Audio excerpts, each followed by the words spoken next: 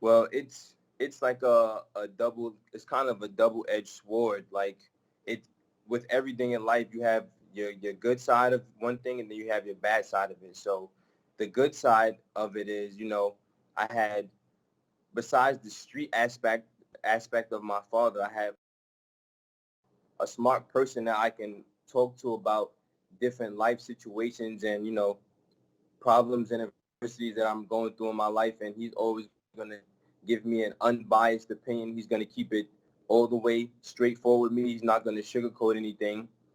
He's very strong-minded, and he wants me to be that way as well, strong-minded. September 17th in 1995, and his birthday is September 19th. So me and him, like, he's like 2 days. His birthday is 2 days after mine. So we both Virgos, and yeah, like I'm young, me growing up, like I mean, I don't really remember that much. Like he wasn't around after the time when I was probably 4 or 5 years old. He probably was, yeah, yeah.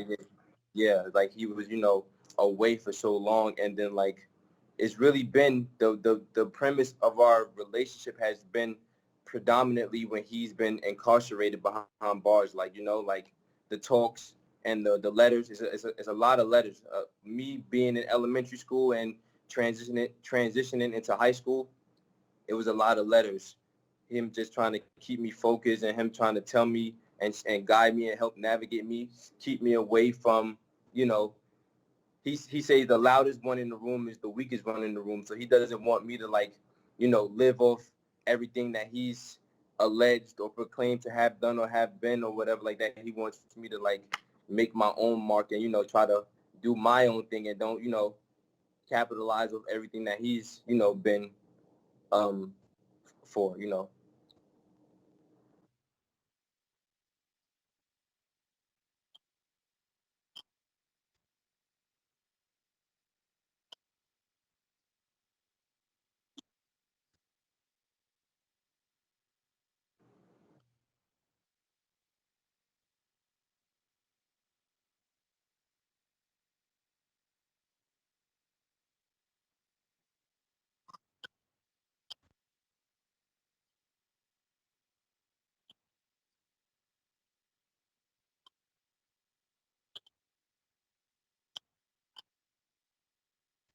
hmm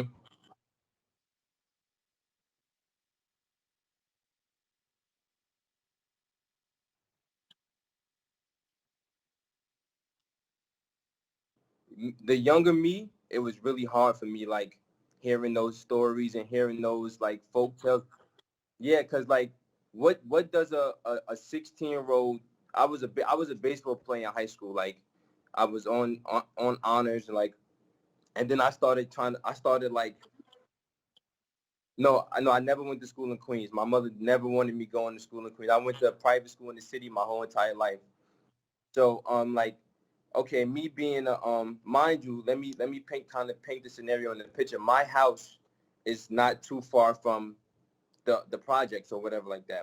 Where we live. So basically, like me trying to like go over there and like see what that world was about, because I always was in this world, the school world, the athletic world. I never was like with the streets. So obviously, by me hearing the stories and me, I was fascinated by that, and I was like kind of cringing.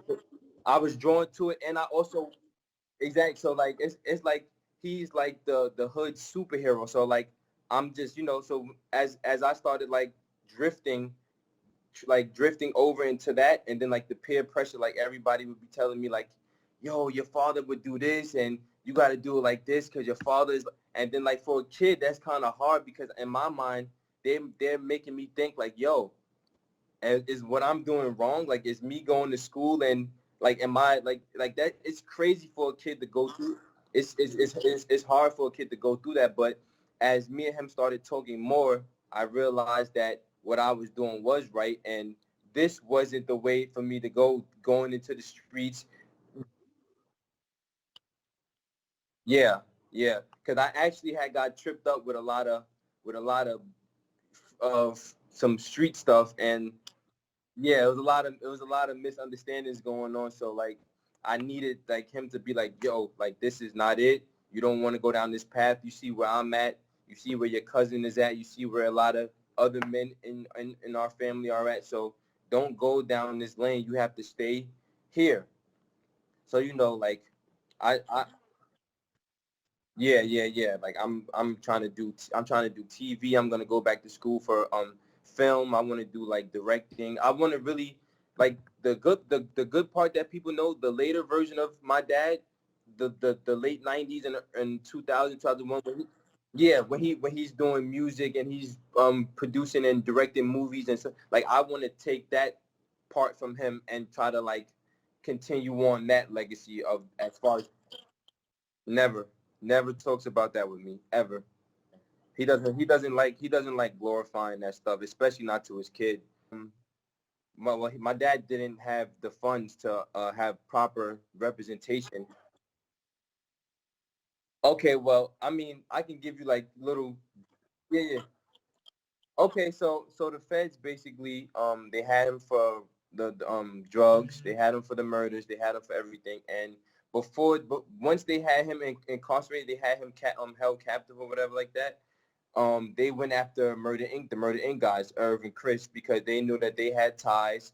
Obviously, Irv was at the top of the world at that time. He had all the money in the world at his disposal. So they kind of went after people that they knew would help my dad as far as legal stuff with the money part of it to get the lawyers or whatever like that. And I feel like that was a real strategic move on the government's part because they already had took all of his money. He was already in jail for a certain amount of time. So going after Irv and Chris, um, that kind of like stopped everything. Like all hope, all optimism was gone because he has no proper money to afford a proper lawyer. So basically, that's what I always thought in my mind. Like, how can this guy be the person that they paint him to be? Where's the money at? Like this guy, like, come on, like, where's the money at? He's trying to transition into Hollywood, trying to make this happen, and you guys keep pulling him back and reminding him what he used to be 10 years ago or 5 years ago. Like, it's crazy. But basically, yeah, the case.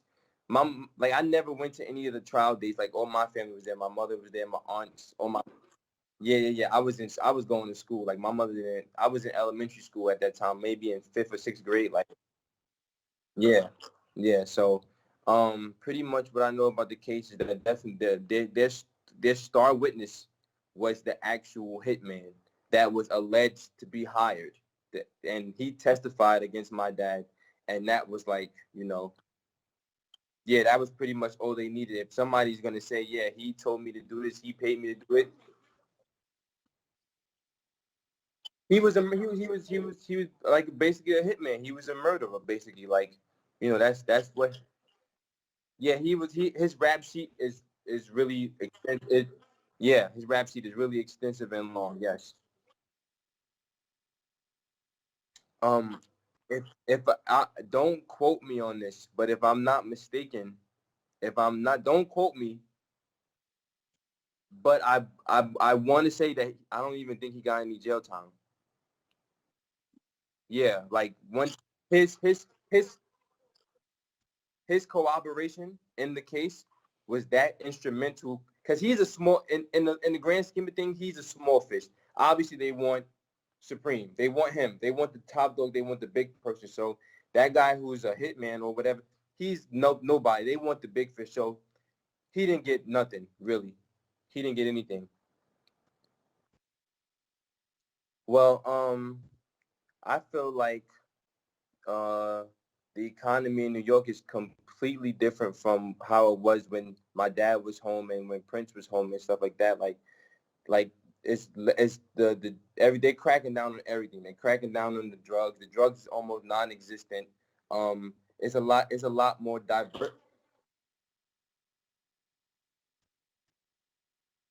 Nah, not at all. The it's a lot of diversity. It's way more diversity than it was before. Like way more. It's and like when we spoke on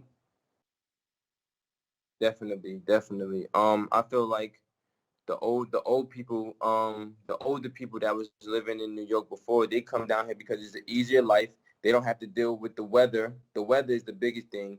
Besides, Yeah, so I can attest. So I can attest to everything that they're claiming. So, the weather is way better, and way cheaper down south than it is in New York. So I can definitely understand why they would want to move. And like I feel like Brooklyn and Queens is gonna be like Manhattan in another maybe 10 year, five. Yeah, like yeah, yeah, like it's gonna be a total. New York is not gonna even be New York anymore in another 5 or 10 years. Like it's gonna be, you're not gonna be able to recognize it in another 10. We have a great relationship actually. Like we talk whenever he can, whenever his jail is not on lockdown, which it is. He's in Kentucky right now. He's in Kentucky, right, Crystal? Yeah, he's in Kentucky right now. Yeah. Mm-mm. They, no, he does. He does. He does. He's adamant about me visiting him, but they move. They like they play a game. The jails play this mind game. Like they move him from, because he moved from Colorado to Virginia to, yeah, the in Colorado where you had to take up 2 planes and then 2 buses and then an underground train and crazy. So yeah, they was just he's been to maybe I want to say 8 or 9 facilities in the past 6 7 years. He's been to like 8 or 9 facilities. Yeah, yeah, yeah. They say that he has influence and he can manipulate the COs and stuff like that. They say he has like a high. So it was a point, maybe I want to say maybe 3 years ago, maybe in 2014 to 15, he was in a hole for like maybe a year and a half, 2 years. They had him in the hole. They say they caught him with a cell phone or something like that, and they had him in the hole for 2 years. Wow. Yeah, but yeah, they just any little thing that he does or they think that he does or they accuse him of doing, they just gonna take that and like, all right, a year in a hole just because of who they think he is or what his name is or whatever like that. So it's bad. So yeah, I had filled out the visitation form to go visit him in Kentucky, but they had like that jail goes on lockdown so much, like it's like so I'm violence, killing, stabbings, it's all that. Yeah, he's actually in the process right now of trying to get out of this facility that he's in now, and he's trying to get, like you said, like in another medium or something like that, where it's a little bit. Yeah, yeah, yeah. Like they're always on lockdown. It's disgusting how much they're on lockdown. Like I was on the phone with him one day, and literally, you know how when a person from jail calls you and they had the little, and then it says you about to be connected, blah, blah, blah. And then he gets on the phone, literally 4 seconds after he gets on the phone and says hello, the alarm goes off in the back. He like, oh, I gotta, something happened. I'll call you when I can. Like literally, he was on the phone for 10 seconds before he told me. That's my cousin. That's my cousin. Yeah, everybody always gets that confused because they were so close to age. Yeah, yeah, yeah, yeah. But everybody always said that because they were so close in age, so they automatically think he's my uncle. But no, but actually, it's so ironic and it's so crazy because me and Prince, we have like we talk way more than me and my dad. Like, because Prince, we talk on the core links, Yeah, we talk on the core links all the time. Like he calls me as much as he can. Yeah, he has a lot of stuff going on right now too. He has his books. His books are yeah, that's his first book. He has 3 books that's coming out. So the first book was the We Can't Breathe book, and that's already out. And then the next 2 books he has coming out is his perspective and his like biography about the Supreme Team from his eyes and his point of view. So he has those. Definitely, I definitely want to. Yeah, I definitely would like love to make that happen. Definitely. So yeah, he has a lot of stuff going on, and we always communicate on Curlings a lot. And he's just another father figure to me, another person that likes to keep me on the straight and narrow and likes to like give me jewels and tell me the do's and don'ts, how to navigate through life. He's just another, like I said, another father figure. But I talk to him more frequently than I talk to my dad though. My biggest regret, my biggest regret, and it's not really a regret because I feel like God has everything planned and mapped out before we're even born, and everything happens for a reason. But I feel like all my friends that I went to school with and everybody that I'm accustomed to seeing, like most of them, even if they weren't in a 2-parent household, like they can just drive and get in their car and drive 15 minutes and they can go. Their parent is right there available for them, so I just feel like, how would my life be different if my dad was actually not incarcerated and actually home? Like, how impactful would that have been in my life? Like, like from the baseball games, it just being my mother and my aunt, like not having a male figure, like me growing up around all females. Not saying that's a bad thing because Tupac, but Tupac, I like to always use that reference about Tupac, like his mother raised him and stuff like that, but he had a father figure. You get what I'm saying? He had different father figures, but I like to use that reference as far as Tupac. But as far as regrets, I just regret that, um, I was like about this close to getting into some real, exactly, and that would have been like that would have been shattering to my family, to everybody. That would have been like a me and Chris Gotti have a close knit relationship. Like, I've been around him a lot in my life. He's helped me in different aspects. Always checks on me every now and again. But besides Chris, I never talked to Irv. Like, I've never seen Irv anything. I maybe spoke to Irv maybe one time. Like,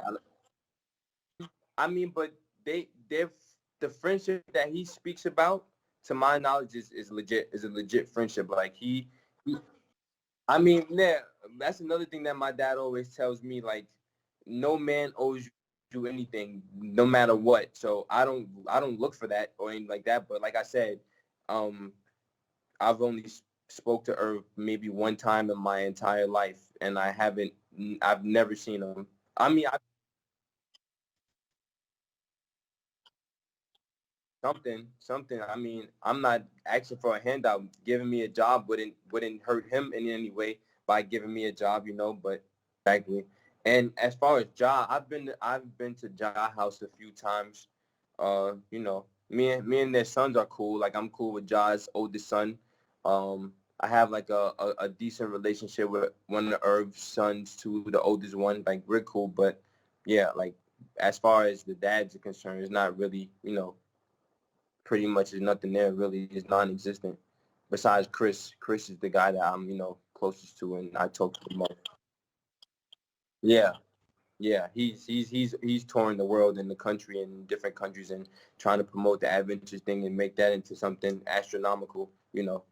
As far as with the music. Mm, I really don't like him, and it's not based off solely the thing with my dad that they have. I just feel like your Curtis is a grown man. He's 40 years old. He has multi-million dollars. So why why even keep engaging and let just you beating a dead horse. Like, let alone be alone. But it's not I don't think that is a part of the marketing hype anymore from from 20 years ago though. It's 20 years.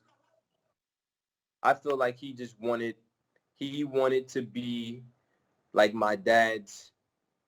He wanted my dad to pay more attention to him back then, and my dad didn't pay any attention to him. So now he's like I'm here, and I'm not going anywhere. And you're gonna pay attention to me. Like, he has like this weird thing in his mind. Like, he wants to be my dad, but then he hates my dad. It's weird. Like, his man is my dad. My dad had one conversation with him in his entire life. One conversation with him. Of course, I feel like 50's biggest issue, or he has a lot of issues, but one of his biggest issues was the fact that my dad was messing with dudes from Hollis. Like, Ja Rule and Irvin, all of them are from Hollis. They're from the north side of Queens, and we're from the south side of Queens. 50's from the south side. My dad's from the south side. So, and 50's he probably like, yo, look at me. Like, I'm from the south side. I'm rapping. Help me out. Why are you messing with them? But my dad is thinking of it like, I'm making money with these guys. Like, I'm not worried about anybody else is going. I'm worried about getting yeah, I'm trying to get my stuff together, my stuff on the ball and on the roll. I'm not really concerned about anything like that. Go talk to this person. And I guess that always stuck with him. 50 feels like, you shitted on me. I'm just gonna relentlessly come after you forever and ever until I take my last breath. But that's a sick problem to have when you repeatedly have to come at somebody that can't even defend themselves. That's a sick problem. It's like basically talking about the dead. Like the dead can't speak up for themselves, so why even, like it's basically almost the same thing. Well, I don't really like, I don't pinpoint any bad points about my dad, obviously. So the good parts that I want people to know about him is that he was definitely trying to change his life. He definitely was not in that mind frame of the drug dealing anymore. None of that. He was trying to legitimize his life. He's a good person. He always helped out the community. He always did like charity events. He always gave to the kids and to the elderly people. Like the picture that they painted him on the internet of the being the drug lord and the murderer and like the narcissistic person and the monster, like he's not none of that at all. Like he's really like I want to use the word, he's like a revolutionary type of guy. Like he's mentally strong. Like I feel like, of course, definitely, of course, he still lives and abides by all those rules. And I feel like people, in my opinion, the world needs more people like him, but they would be like, it would never happen because he's too strong mentally. Like, he doesn't let anything break him. Like, how can you be in a hole for 2 years? Like, when they put you in a hole, they trying to break your spirit, and they trying to break your everything. And he's still, to my knowledge, he's still sane. He still smiles and jokes from time to time. Like, he's been incarcerated so long. Like, only a strong person would be able to still have have some type of sanity still with them after being in jail for so long. But I just want people to know, like, he's not a monster, like how they try to paint that picture for him as a monster. He's definitely not that. It's obviously it's different procedures and different steps that we have to take in order for that to become until a reality. But one of the first steps that we're trying to take is actually him moving out of the Big Sandy facility into another facility. Once he moves into the other facility, he's going to have more frequent visitors coming to see him. He's going to have more ties to the outside world. His phone calls are not going to be getting cut off. Like, you know what I'm saying? Like, he has new lawyers working on different things because, every year a law changes or something changes. So it's a whole bunch of stuff incorporated and I'm definitely optimistic. Like, I feel like anything can happen. So I really feel like he has a chance to come home. Him and Prince, actually, because Prince had 7 life sentences and he's beat 6 of them. Because I just said, the laws change. Like, so yeah, he's down to 1 right now. And the one that he's wants to go back to court and fight now, I spoke to one of Prince's close friends from back in the days, and I had like a long talk with him, and he actually told me, this is maybe not even 2 weeks ago, that they just changed another law that's going to go in Prince's favor. So he said, don't be surprised if you see Gerald Prince Miller knocking on your door one day, saying, hey, I'm home. So yeah, hopefully. But in my mind, me knowing the government and me knowing the feds and all that stuff, I feel like they don't want both of them out at the same time. So it's going to be like, pick your poison, like either Prince or like, Kenneth, like which one. So that'll be